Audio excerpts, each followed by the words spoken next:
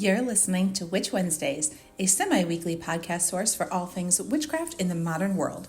Join your host, Steph, on Wednesday mornings to chat about seasons, Sabbats, and all new witchcraft topics to help you make your life more magical.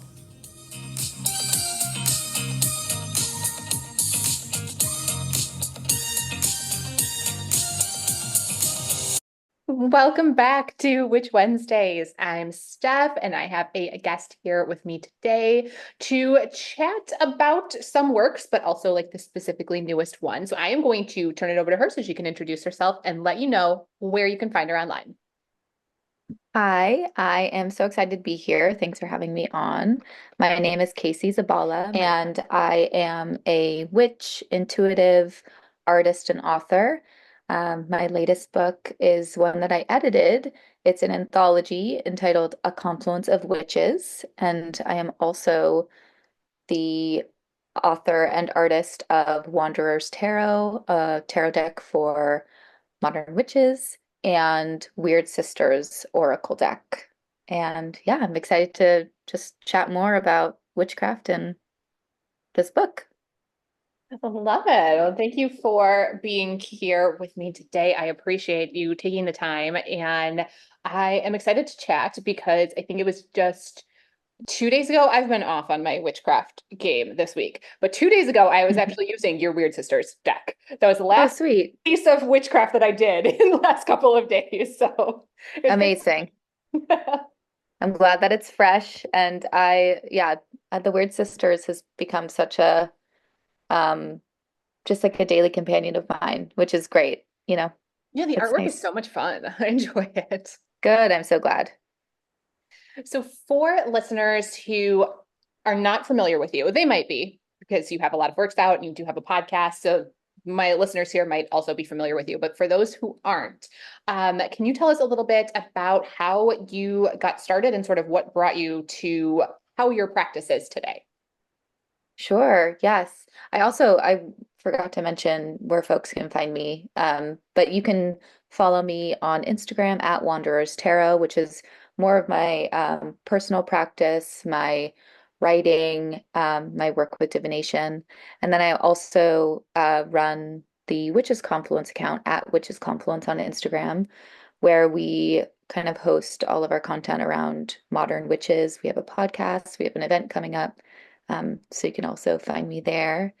Um, but it all began, I guess, with an initiation with the moon, um, which was a big piece of reflection for me as I was writing and editing A Confluence of Witches around, what does it mean fundamentally to be a witch? And I think so many of us have this real lunar outlook or lunar perspective. And um, it was a summer full moon that sort of initiated me into the idea of animism when I was a very young kid. I didn't know that word, but this real understanding that the natural world is alive and conscious and um, co-creating with us.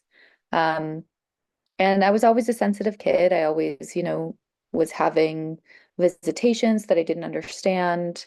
Um, really sort of like awake to my own dreamscape that was very real for me. And it wasn't until I met the tarot when I was turning 13, it was a gift from a friend of my mother's that I sort of found the path of witchcraft in a more formalized way. Um, and I remember just doing my first tarot spread at that age and really feeling acknowledged by spirit in a very powerful way. Um, and that sort of catalyzed a real deep love and passion for me for divination and all things tarot, as an artist as well as an intuitive in which, the world of symbols is a really rich and meaningful place for me and always has been. And yeah, just a winding path of exploring different ways of energy work. I was gifted also a crystal at a very young age that unlocked a lot of channeling, um, worlds for me. and have later apprenticed with Kabele, who is a stone priestess. So that's a big part of my work as well. And fostering my dream work practice has been always a big part of my personal practice and is slowly developing into ways that I support my clients as well. Um, so just really, I mean, a big witchcraft nerd. Like ultimately, you could call me. Um, and I was led to start hosting events with modern witches back in 2018 when I was really seeking ways to bring what I saw as the witchcraft community together. Particularly this modern witchcraft movement, which I see as being radically inclusive, um, politically active and engaged, and just really breaking open the definition of what it means to be a witch, and perhaps making it a space where more diverse voices could be heard. So we've been hosting events in person and online since 2018. I love that. And I love your story of, your path and how you have like learned and found different things, but there are just some key things that have really stuck with you since you were a child. I love Oh that. yeah. Hmm.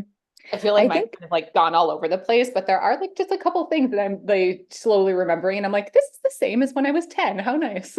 yeah, isn't that, I feel like there's something about witchcraft for me when I talk to other witches about remembrance and sort of like reclaiming things that feel so central to who we are or feel like kind of soul keys or something, that do just really stick with us. Like I found a notebook that was full of like my alchemical research that I did when I was 16 for like an art project. And I was like, oh yeah, that's still very important to me and relevant. So um yeah, it's nice to kind of find yourself coming home to your magic. And I think I have that feeling a lot of the time.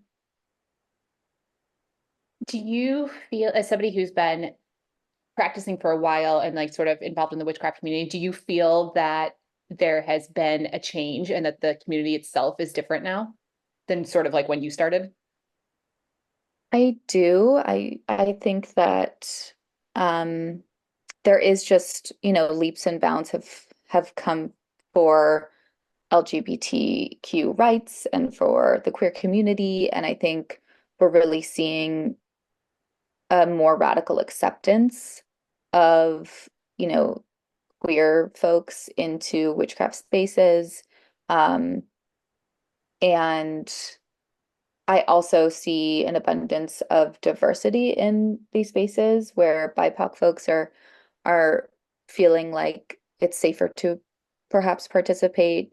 Um, I think witchcraft has been perhaps a tradition that kind of freely appropriates from other cultures. And while I do believe that like culture is evolving and expanding, um, I think folks are practicing more reverence in the way that they are collaborating with other cultures, which I find really beautiful, and inspiring. So I do see a lot of shifts. I'm hopeful for the future. Well, I think that's a perfect segue into talking about your anthology that you put together and edited, and you contributed to as well. It wasn't just Hmm. collecting Yes. stories. So, what is a confluence of witches?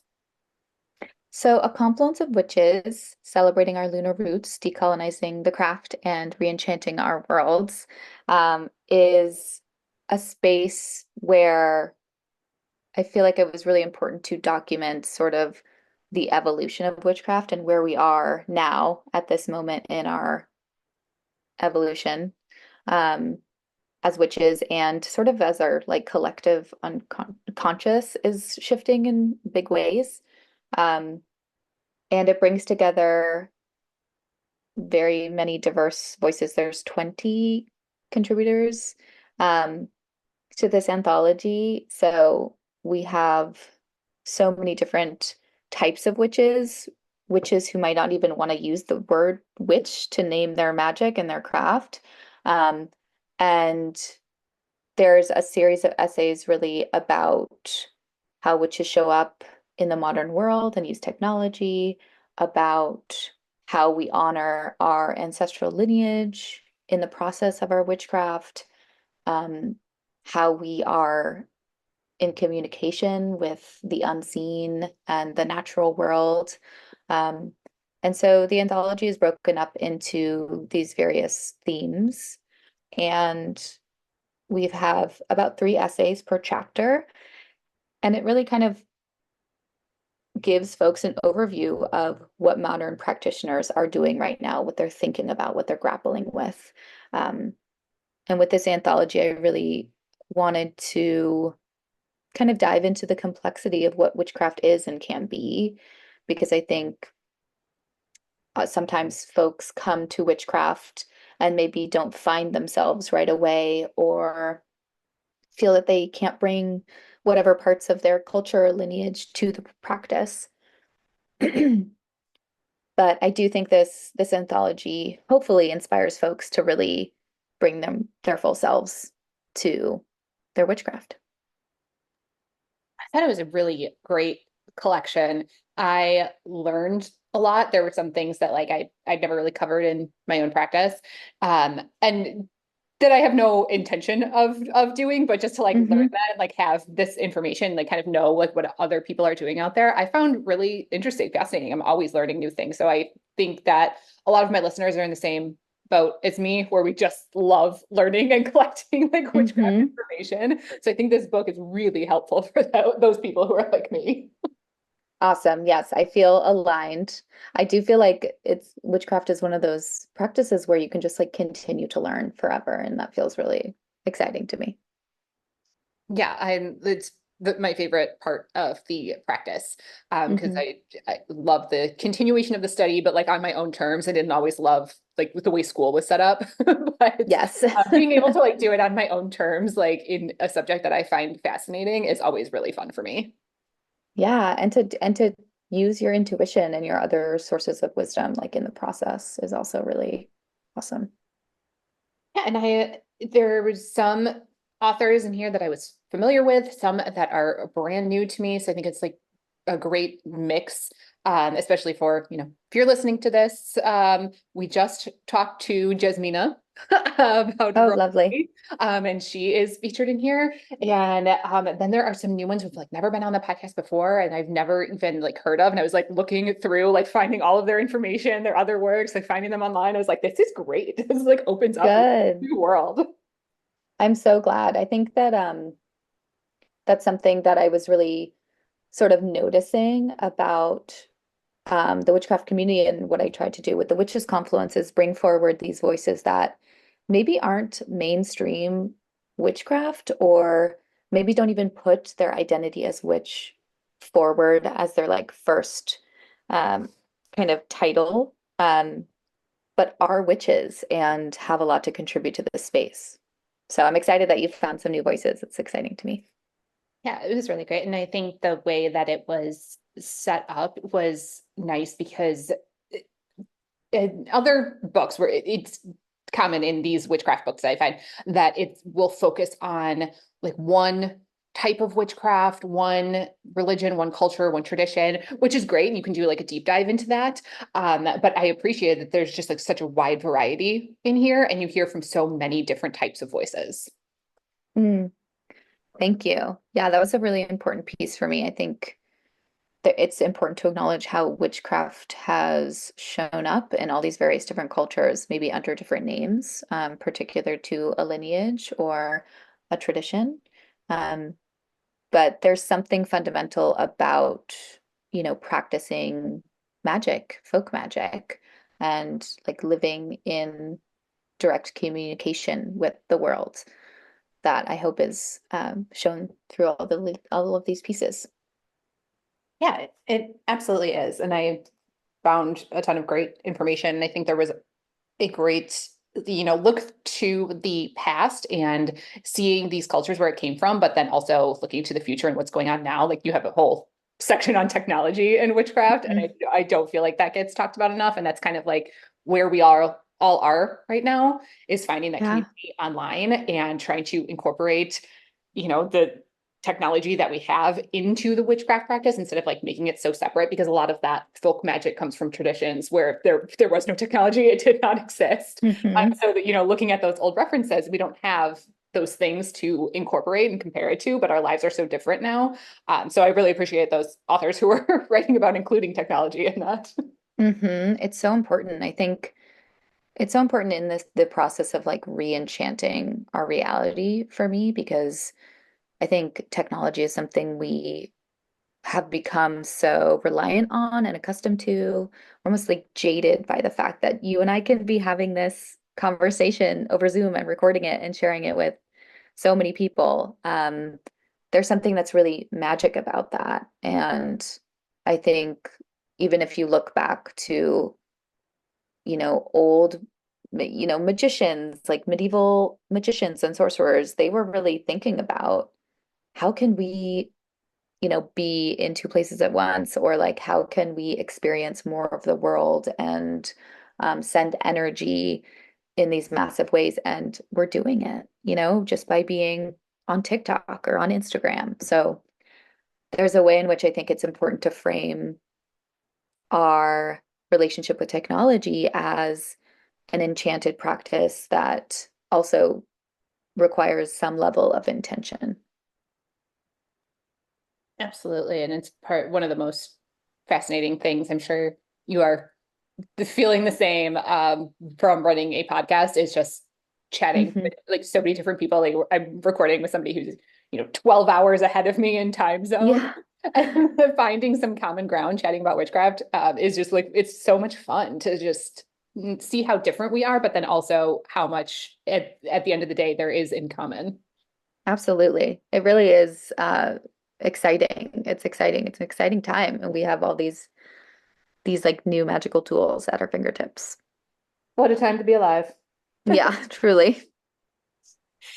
And we were talking about the different cultures and the learning that comes along with this book, but I do want to let people know that it is a useful resource as well. You actually have things in here to bring into your own practice like that day.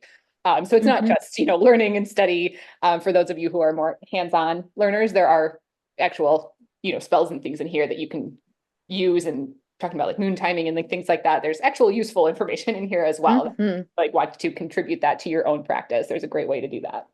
Absolutely. Yeah, we have some really good spell suggestions for, sort of rooting into a sense of belonging, for, working with the moon. I love Angela Mary Magic's contribution on that. So rich. And for working with rose magic. So yeah, it's a good mix of sort of reflection and learning and activating your magic. It is. And I like that you featured covens in here as well, because it's not something that I am like personally familiar with. I have never been in a coven, and I get questions about it all the time. So I'm I sure. appreciate that there's a section in here for that as well. It really covers a wide variety. Yeah, totally. And I think, the concept of a coven, I mean, has changed dramatically over time too. Like I know so many digital covens now. So ever since the pandemic started, it's like, oh, we need to shapeshift and think about how we're showing up and working and collaborating together. So um I'm personally like I lead my Modern Witches Patreon coven, and it feels so generative to be able to have this online digital space where we just are being witches together. So yeah, I want to encourage people to like figure out, I think we get kind of stuck in the idea of coven of like we meet in the woods around a fire, you know? Yeah. But it doesn't have to be like that exactly. So Yeah, it comes back to incorporating that technology and evolving for the life that we live now. yeah, absolutely. So you've mentioned, some of the things that you do for work and your Patreon. Are there any other things that you regularly do in your witchcraft practice, whether that is daily, weekly, monthly? I know the moon is important to you, so I'm sure that's going to come up. Absolutely.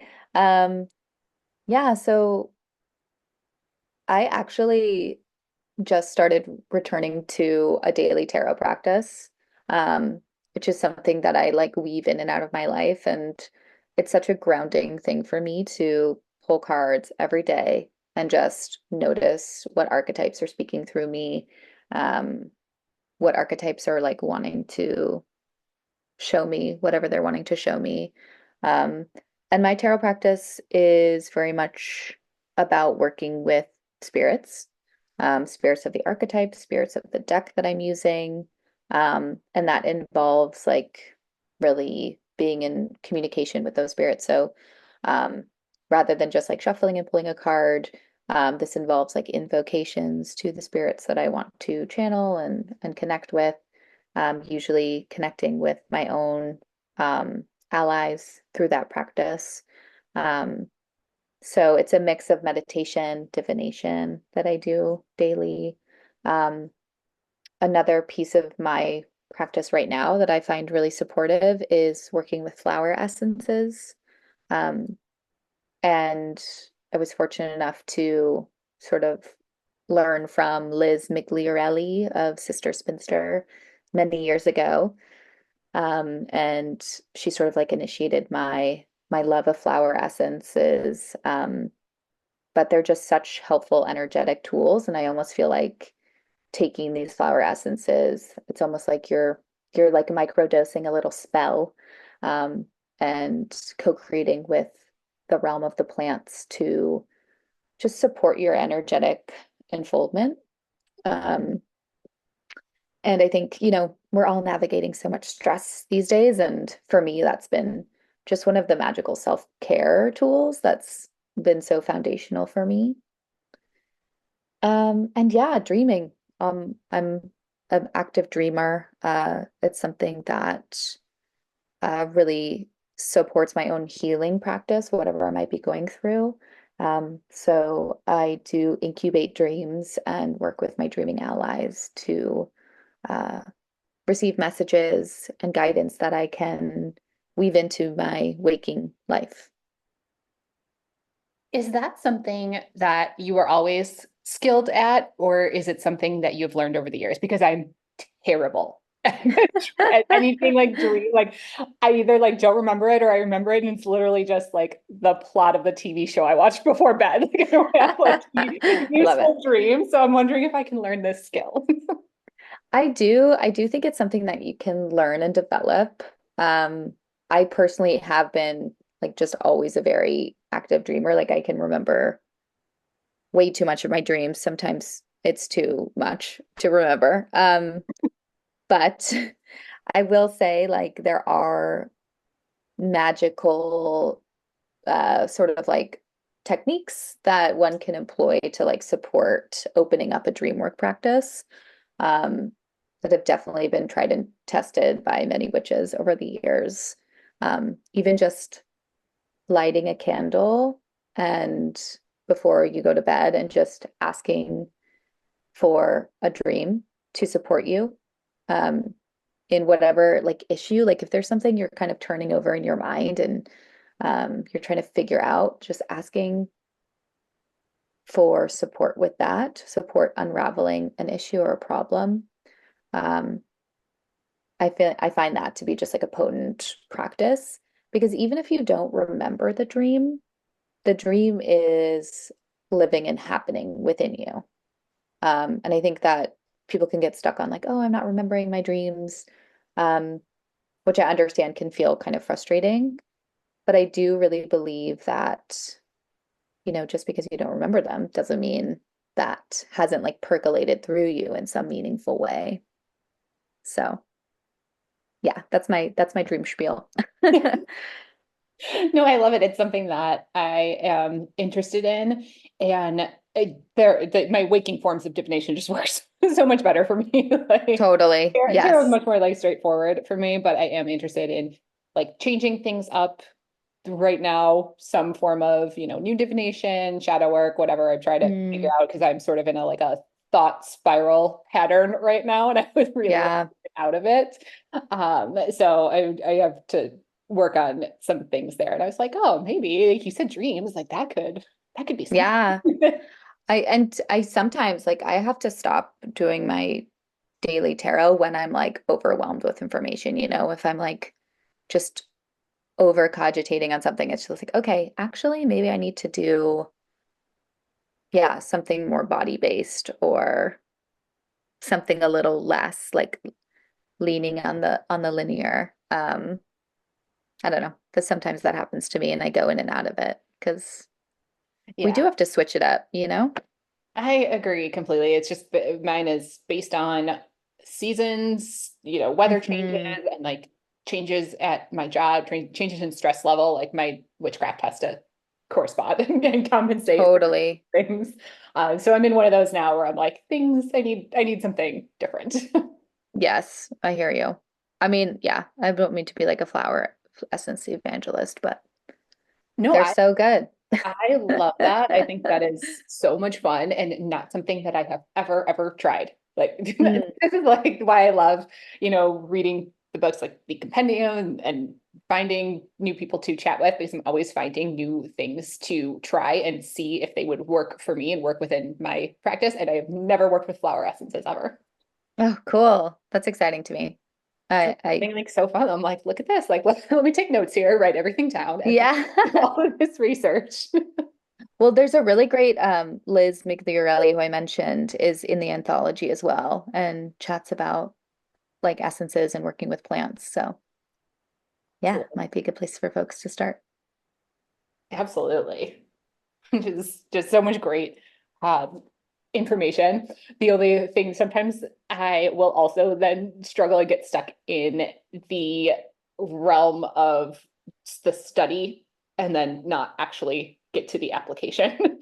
I Oh, yes. struggle with that a lot. It's like my own personal part because I actually find fun, like I said, when it comes to all of like the reading and researching in the topic of witchcraft, I have a lot of fun with that part of it.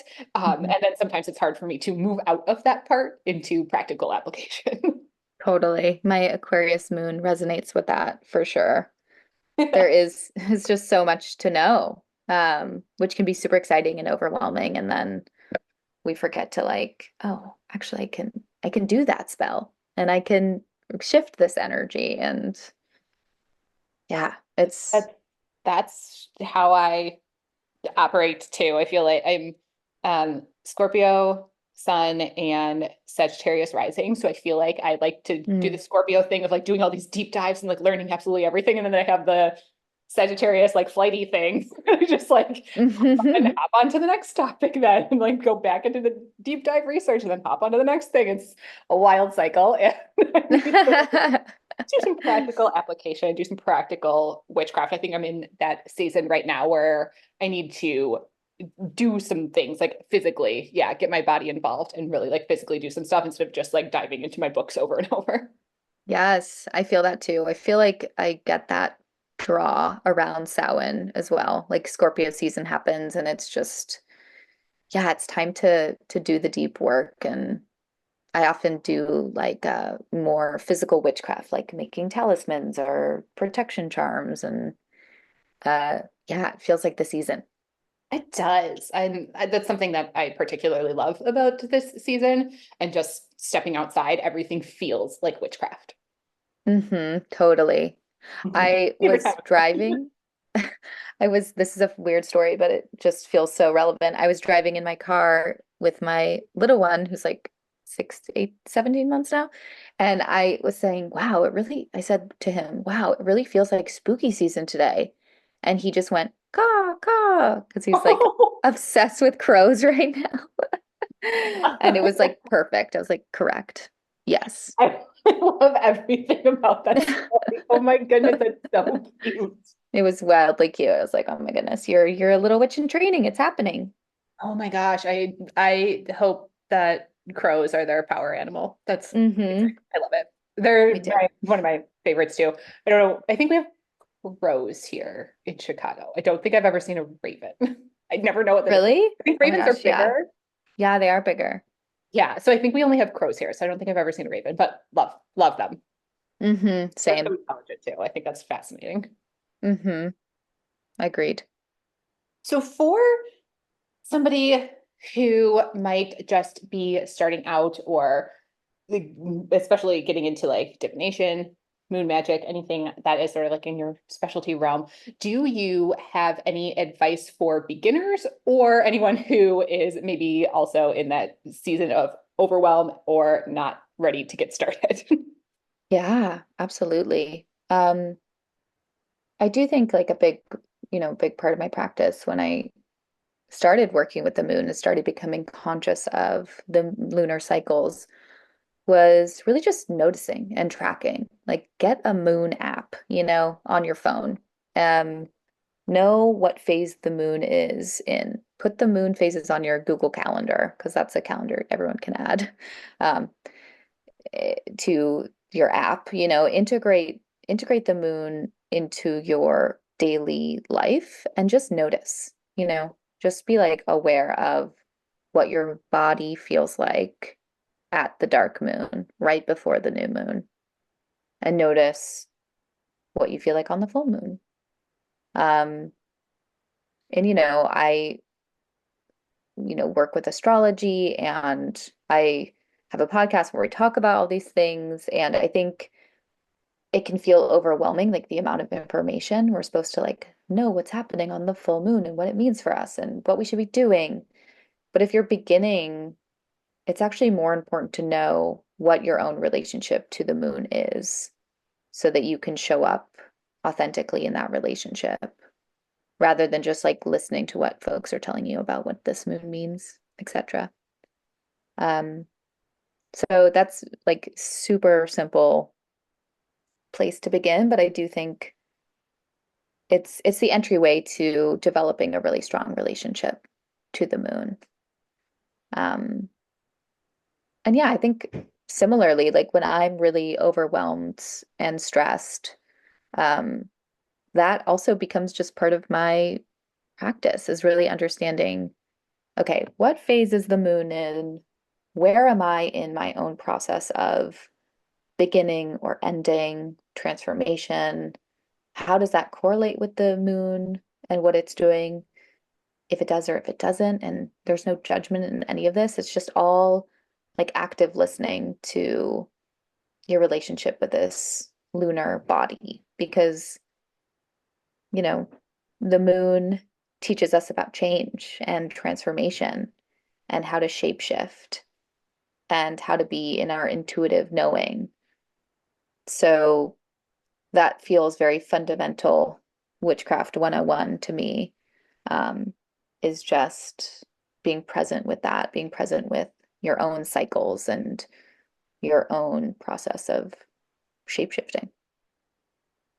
I think that's perfect advice because there's nothing complicated in what you said. There's no Mhm. learning that has to be done. It's just about being present with yourself, which can be scary, but it is really helpful. Mhm.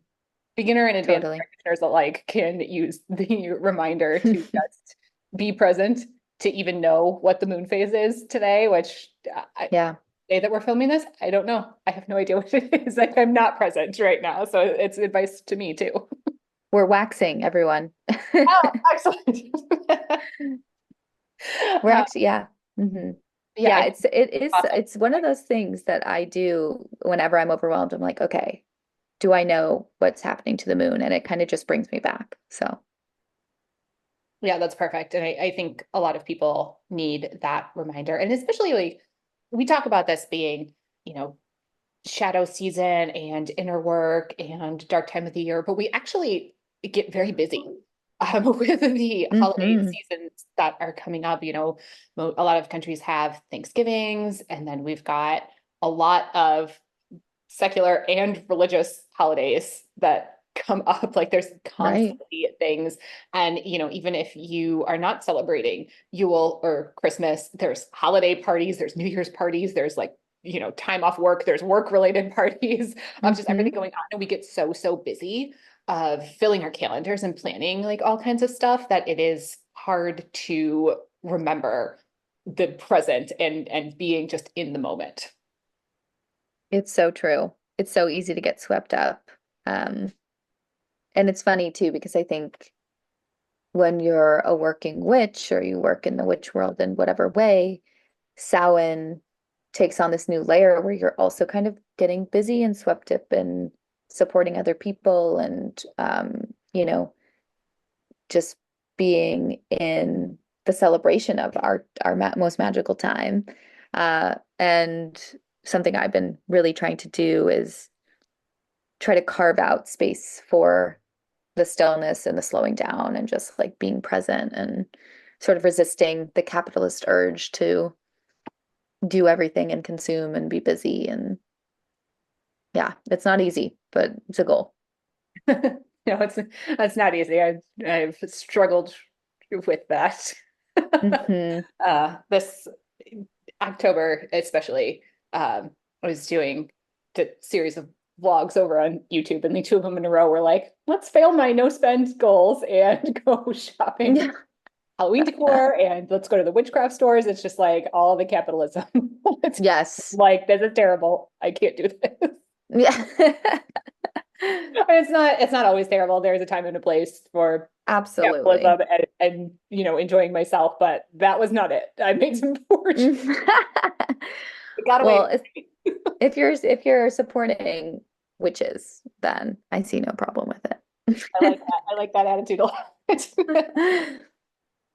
Well, Casey, thank you so much for being here and chatting. I really appreciate you taking the time out of your day to share about your works and about your own witchcraft practice. It's always nice to hear some of the things that other people are out there doing. Oh, I so appreciate this opportunity to chat with you. It was really great. And yeah, it's nice to reflect on these things with a fellow witch.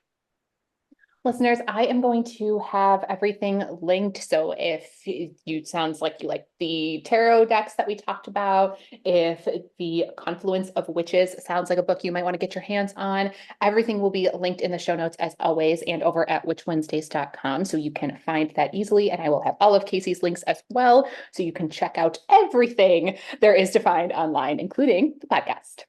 And that is everything that I have for you all this week. I will see you next week.